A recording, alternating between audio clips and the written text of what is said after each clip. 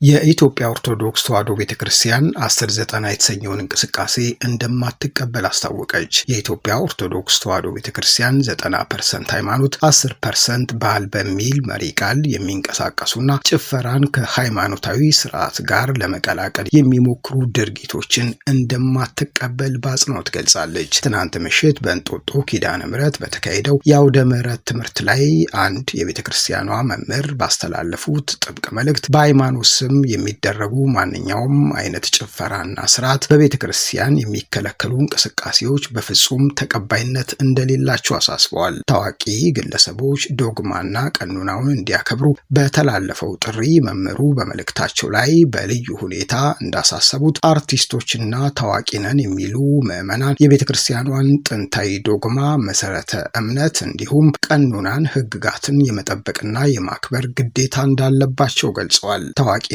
በቤተ ክርስቲያን ስርዓት ላይ የራስን ፈጠራ ለመጨመር ወይም ስርዓትን ለማናጋት መብት እንደማይሰጥም አመላክተዋል። ታዋቂ ግለሰቦች ለብዙሃኑ አርአያ ስለሚሆኑ በሚያደርጉት እንቅስቃሴ ሁሉ የቤተ ክርስቲያንን ቅድስና ሊጠብቁ ይገባል ያሉት መምህሩ ከቅርብ ጊዜ ወዲህ በታዋቂ ሰዎች ዘንድ የሚታየው ሃይማኖትን ከጭፈራ ጋር የመቀላቀል አዝማሚያ በአስቸኳይ ሊታረም እንደሚገባም አሳስበዋል። 1090 የሚባለው አካሄድ 90% ሃይማኖታዊ ስብከትና መዝሙር፣ 10% ደግሞ ባህልን ማስተዋወቅ በሚል ሰበብ ለዓለማዊ ጭፈራ ቅርብ የሆኑ ድርጊቶችን የሚያካትት እንደሆነ ይነገራል። ቤተክርስቲያን የራሷ የሆነ ጥንታዊ ስርዓቱን የጠበቀ የማህሌት፣ የወረብ እና ዝማሬ ስርዓት አላት። ከእነዚህ ስርዓት ውጪ ባህልን እናስተዋውቃለን በሚል ስም የሚታዩ የጭፈራ አይነቶች የቤተክርስቲያኗን ክብርና ቅድስና የሚነኩ መሆናቸውም ተገልጿል።